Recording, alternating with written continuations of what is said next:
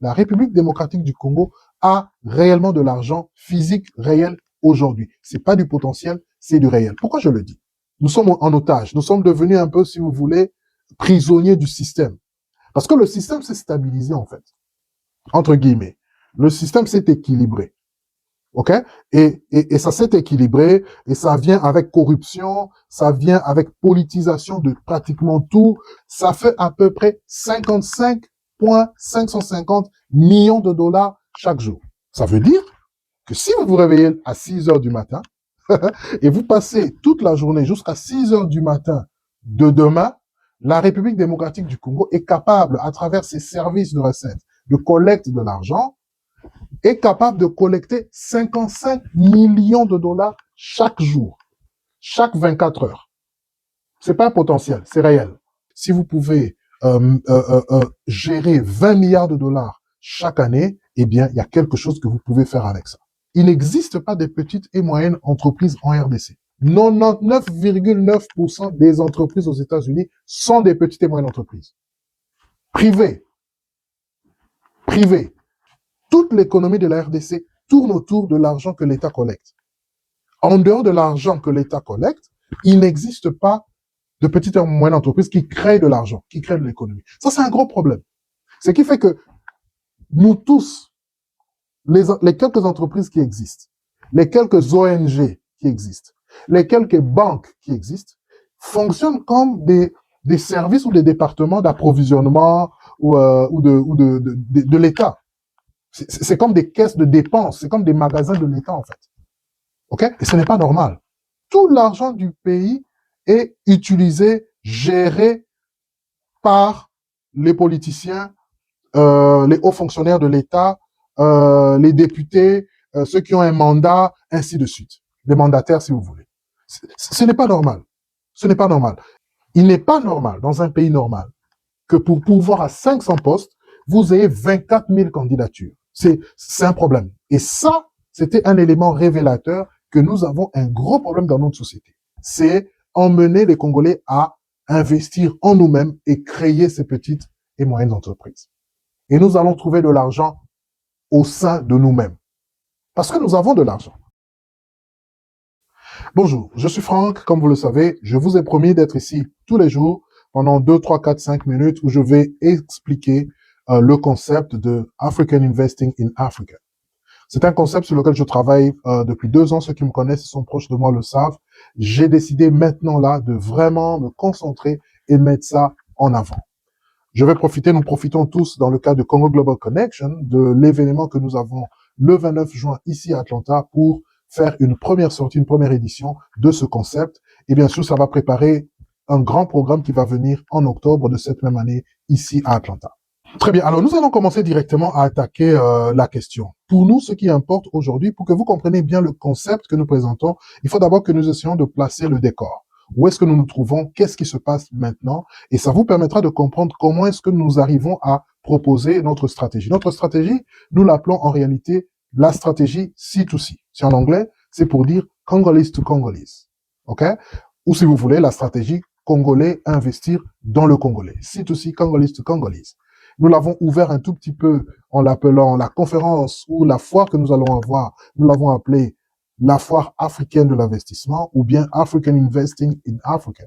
C'est juste étendre un peu parce que en réalité, les problèmes de la RDC sont pratiquement le même problème ou les mêmes problèmes que l'Afrique. L'Afrique connaît pratiquement les mêmes problèmes. Si nous pouvons proposer une solution pour l'Afrique, je suis complètement convaincu que la solution va être faisable ou applicable pour toute l'Afrique. Nous avons les mêmes problèmes. Alors, qu'est-ce qui se passe réellement en RDC? Je pose le problème sous 3 piliers, 3 points. Alors, le premier point, nous disons que la RDC a réellement de l'argent. La République démocratique du Congo n'est pas potentiellement riche. La République démocratique du Congo a réellement de l'argent physique réel aujourd'hui. C'est pas du potentiel, c'est du réel. Pourquoi je le dis? La République démocratique du Congo vous a dit, le gouvernement congolais a dit que le budget annuel pour 2025 était de 17 milliards de dollars. Et cette année, pour 2026, ils sont en train de projeter, même pas projeter, ils ont fait une proposition de loi pour le budget à l'ordre de 20 milliards de dollars. Et je dis que la RDC a réellement de l'argent parce que les 20 milliards de dollars, c'est de l'argent réel. C'est de l'argent réel. Si l'année passée, ils avaient un budget de 17 milliards, budget annuel de 17 milliards, et que cette année, c'est eux le gouvernement, c'est eux qui ont collecté les 17 milliards, ok? C'est eux encore qui nous font un projet de loi ou un budget de 20 milliards, ça veut dire que réellement, ils avaient les moyens de collecter avec leurs institutions de recettes, etc., de collecter les 17 milliards. Donc, ce n'est pas de l'argent potentiel, ce n'est pas de l'argent imaginaire, c'est du vrai argent. OK? 17 milliards pour l'année passée et aujourd'hui, 2026, 20 milliards. Qu'est-ce que 20 milliards représente? Si vous faites un peu de calcul, 20 milliards divisé par 12 mois, c'est à peu près 1,6, 1,67 ou 1,666 milliards de dollars par mois. Et si vous divisez 1,67 milliards divisé par 30, ça fait à peu près 55,550 millions de dollars chaque jour. Ça veut dire que si vous vous réveillez à 6 heures du matin et vous passez toute la journée jusqu'à 6 heures du matin de demain, la République démocratique du Congo est capable, à travers ses services de recettes, de collecte de l'argent, est capable de collecter 55 millions de dollars chaque jour, chaque 24 heures. C'est pas un potentiel, c'est réel. C'est réel. Et encore, ça c'est de l'argent qui peut être, si vous voulez, bancalisé ou retracé. OK? C'est ce qu'ils disent qui peut retracer. Mais nous savons tous que il y a aussi une grosse partie de l'argent qui fait des transactions au pays qui ne sont pas retracées et qui échappent, si vous voulez, aux institutions ou aux structures des recettes, qui échappent. Et si nous voulons faire une estimation, une spéculation gentille, une spéculation qui a du sens, pour ne pas trop exagérer, on peut dire que la partie qui échappe au contrôle ou au service de l'État, qui vont dans les poches des agents ou qui complètement ne se passent pas par le service de recettes, on peut même apprécier à 5 fois plus. 5 fois plus. Ça veut dire que si les recettes peuvent aller jusqu'à 20 milliards de dollars par an, je pense que, et s'il y a un mécanisme correct qui peut mettre ensemble tout cet argent qui échappe, on peut même arriver à 90, même 100 milliards de dollars annuellement en République démocratique du Congo. Il y a de l'argent potentiel. Pas potentiel, il y a de l'argent véritable. Mais ça, c'est le premier problème. Ici, je suis encore en train de poser le décor. Donc, la République démocratique du Congo a réellement de l'argent, c'est pas potentiel. Parce que si vous pouvez gérer 20 milliards de dollars chaque année, eh bien, il y a quelque chose que vous pouvez faire avec ça. Rappelez-vous, moi, je ne suis pas politique. Je n'aime pas la politique, je ne fais pas de politique. Je suis économique, je suis entrepreneurial, et c'est là où je suis. Donc, tout ce que je dis, ne prenez pas ça sous un angle politique. Je suis pas du président Fachi ou contre lui. Je suis pas de l'opposition, pas du tout. Je suis pas politique et je n'aime pas être politique. Et je vais vous dire pourquoi. Je l'ai déjà dit plusieurs fois dans d'autres émissions, surtout avec à ceux qui sont proches de moi. Je sais ce que je pense des politiciens. Je vais le dire un peu plus tard. Donc, tout ce que je dis n'a rien à voir de politique, c'est économique, c'est réel, c'est social. Donc, premier point, la République démocratique du Congo a réellement de l'argent. Et nous pouvons faire quelque chose avec cet argent. Avec notre logique, notre stratégie, si nous réfléchissons en dehors de la boîte, si nous réfléchissons très bien, il y a moyen de organiser ces 20 milliards de dollars différemment et ça va avoir un impact positif sur la population. Ça, c'était le premier. Deuxième point, l'économie. Toute l'économie de la RDC réside sur les recettes de l'État. Vous savez, les recettes dont j'ai parlé tout à l'heure, les 20 milliards de dollars, toute l'économie de la RDC tourne autour de ces recettes-là. OK? Il n'y a pas un secteur privé qui fonctionne. Il n'y a pas de la production privée qui fonctionne. Il n'y a pas d'entreprise, ce qu'on appelle de small and medium businesses, les petites et moyennes entreprises. Il n'existe pas de petites et moyennes entreprises en RDC. Vous savez, moi je vis aux États-Unis. Et vous pouvez documenter ce que je veux dire tout à l'heure. Hein. C'est trouvé sur Internet, vous trouvez ça partout. Aux États-Unis, 99,9 ou bien 99,9% des entreprises des États-Unis sont des petites et moyennes entreprises. Vérifiez. Tapez dans Google, tapez dans ChatGPT, l'Internet est là. 99,9% des entreprises aux États-Unis sont des petites et moyennes entreprises. Privées. privées. Elles sont privées, pour la plupart. Parce que les entreprises de l'État, généralement, sont plus de 500, ont plus de 500 employés, généralement. Et j'explique rapidement. C'est pas le sujet, mais c'est pour vous mettre dans le contexte. Aux États-Unis, il y a 3 catégories, si vous voulez, des entreprises. Il y a ce qu'on appelle des petites entreprises. C'est entre 1 employé jusqu'à 100 employés. Il y a des moyennes, de taille moyenne entreprises. C'est entre 100 employés jusqu'à 500 employés. OK? Ça, ce sont les petites et moyennes entreprises aux États-Unis. Le troisième groupe, c'est ce qu'on appelle des 500+, des larges entreprises, des grosses entreprises qui sont au-delà de 500 employés par entreprise. Généralement, c'est des grandes compagnies comme les Tesla, je vais pas les citer, je vais les citer quand même, ça. Les Amazon, toutes les compagnies que vous connaissez, Microsoft, Dell, NASA, et ces grandes compagnies, il y en a des privés, mais il y en a aussi de l'État. OK? Alors, tout ça constitue le 0,1% des entreprises. Et on dit qu'aux États-Unis, il y a 36 millions d'entreprises enregistrées. Petites entreprises, grandes entreprises, compagnies, tout ce que vous voulez. Il y en a à peu près 36,2 millions, pour être plus exact. Donc, dans les 36 millions 200 000 entreprises enregistrées aux États-Unis aujourd'hui, 99,9 sont des entreprises, petites et moyennes entreprises et privées. Et c'est eux qui sont, on appelle ça en anglais, je vais dire ça en français, c'est la colonne vertébrale de l'économie américaine. C'est eux qui font tourner l'économie. On va peut-être en parler dans une autre émission plus tard. Mais c'est pour vous dire que, en réalité, le problème du Congo, c'est que nous n'avons pas de petites et moyennes entreprises qui devraient gérer l'économie. OK? Nous devrions être capables les petites et moyennes entreprises privées, dans leur structure, dans l'industrie de l'économie, être capables d'injecter ou de créer de l'argent en plus des structures, des recettes de l'État qui collectent de l'argent par les taxes, les impôts, etc., etc. Alors que chez nous, et ça c'est le deuxième problème, souvenez-vous, je suis en train de planter le décor.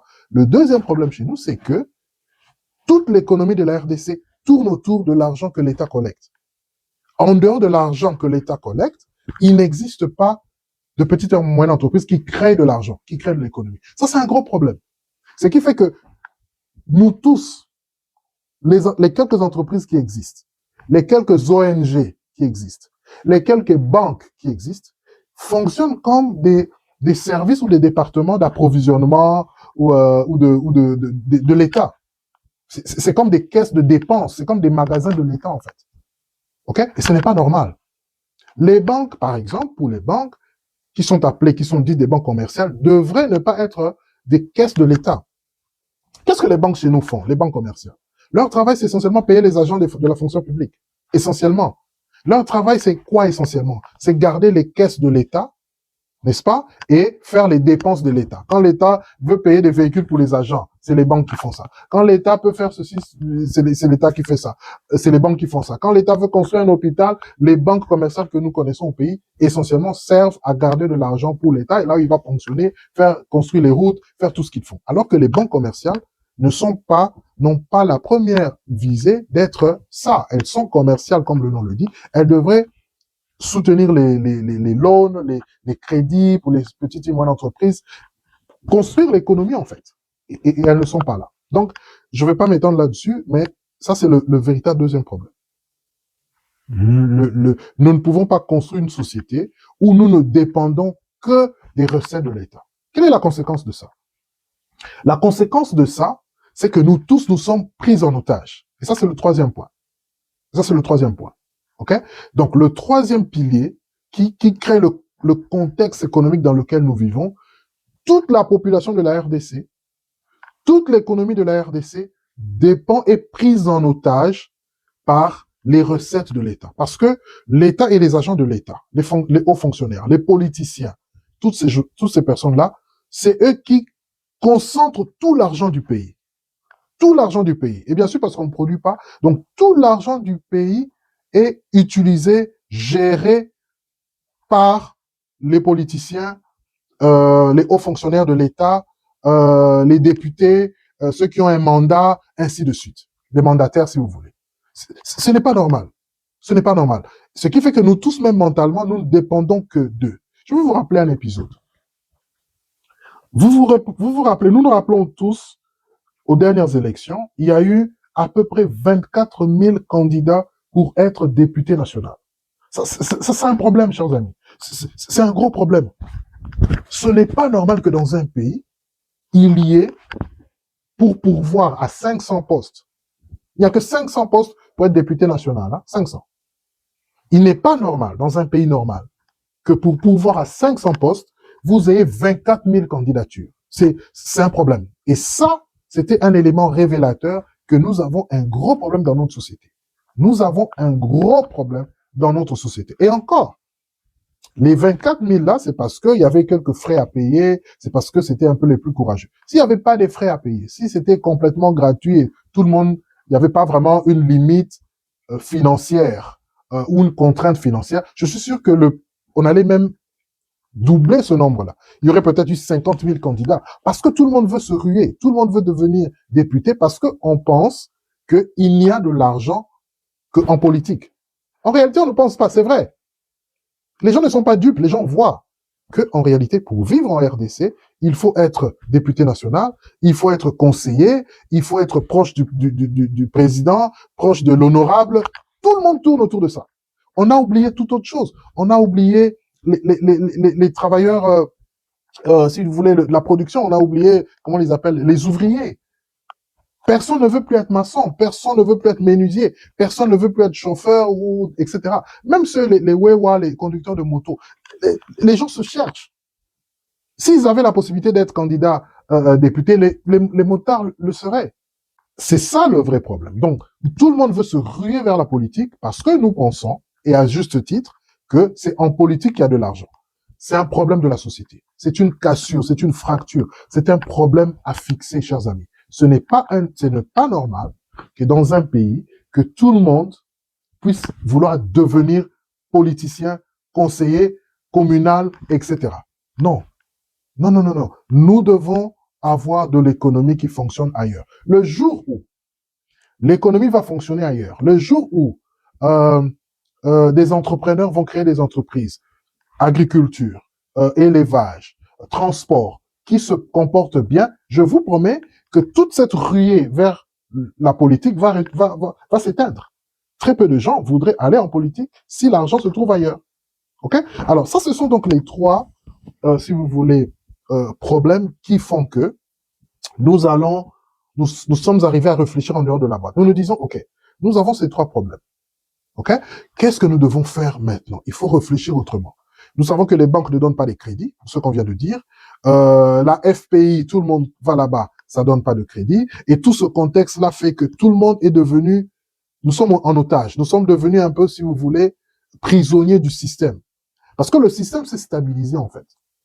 Entre guillemets. Le système s'est équilibré. OK? Et ça s'est équilibré, et ça vient avec corruption, ça vient avec politisation de pratiquement tout ce que vous voulez faire, on va dire, si vous êtes de l'opposition ou proche du président, de la majorité, tout ce qu'on fait. Même si vous dites quelque chose, on vous classe, il y a que deux groupes. Si vous sortez ici, à la télévision, sur YouTube, vous faites une lecture qui est vôtre, tout le monde ne va écouter ça que d'une oreille ou d'une autre.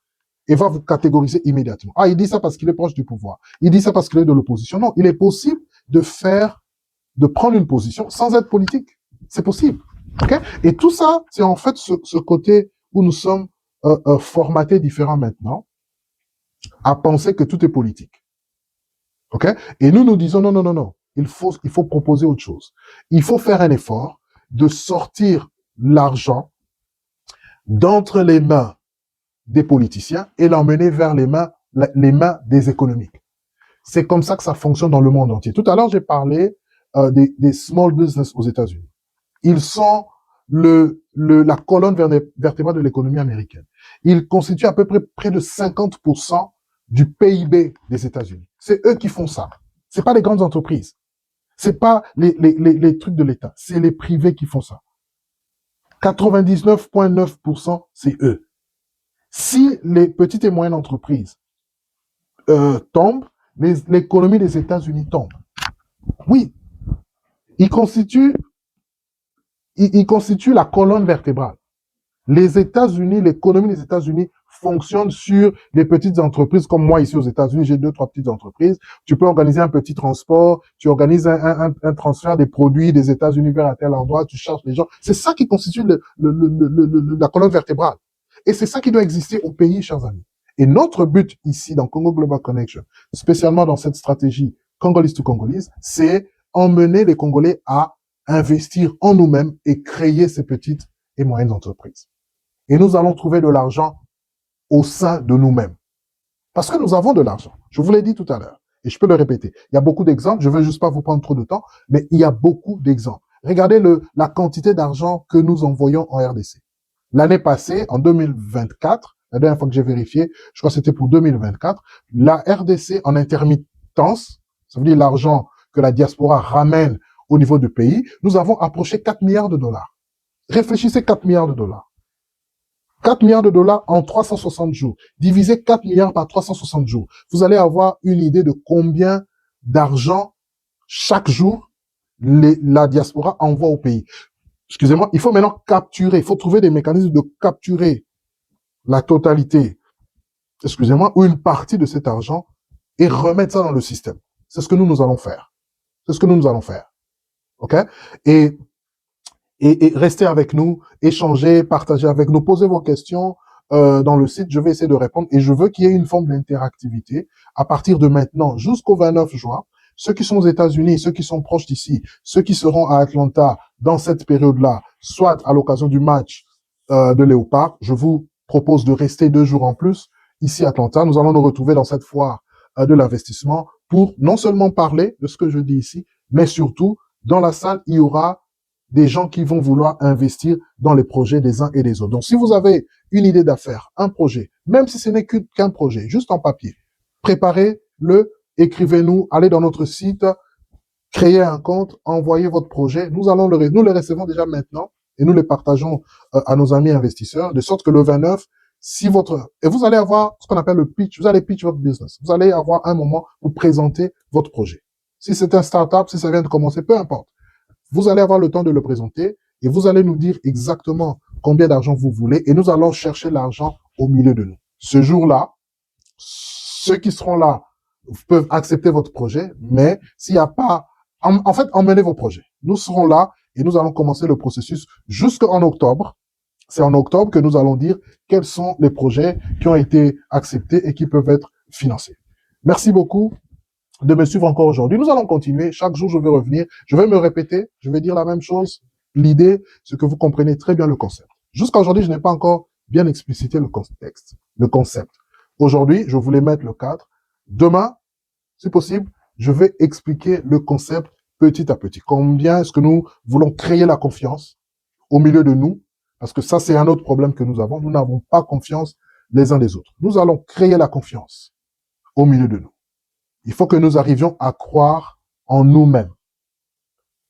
Les Indo-Pakistanais, les Indiens, les Libanais, tous ces étrangers qui viennent à Kinshasa, en RDC, les Chinois, commencent de business, très souvent avec très peu de moyens. Mais après juste quelques mois, quelques années, c'est eux qui ont une certaine force économique. Pourquoi est-ce que cela c'est possible? Pourquoi est-ce que cela c'est possible? Il ne faut pas toujours incriminer le gouvernement, voilà, il les laisse faire. Non, non, non, il faut savoir comment les empêcher de devenir forts. Les empêcher de devenir forts, c'est pas toujours que le gouvernement crée des lois pour les stopper. Non, non, non. Nous les laissons devenir forts parce que nous ne savons pas nous organiser. Nous, Congolais. Yeah, la loi nous protège. Techniquement, c'est nous qui devrions faire les détaillants. On ne peut pas laisser ça avec les autres. Nous sommes mal organisés, c'est pour ça. La nature n'aime pas le vide. Nous sommes mal organisés et eux remplissent le vide. Merci beaucoup. C'était un plaisir pour moi aujourd'hui de partager encore ces quelques minutes avec vous. Restez avec nous. Demain, je vais venir. Après-demain, je vais venir. Après-demain, je vais venir. Si vous avez des questions, des échanges, appelez, communiquez, écrivez. Nous allons partager avec vous et peut-être nous allons ouvrir aussi le live de sorte que vous puissiez réagir en direct au programme. Soyez les bienvenus. Bonne journée à vous et on se voit demain ou après-demain. Restez connectés avec vous. Surtout retenez la date, le 29 juin 2026, ici à Atlanta. Congo Global Connection vous attend. Allez, merci et à plus tard.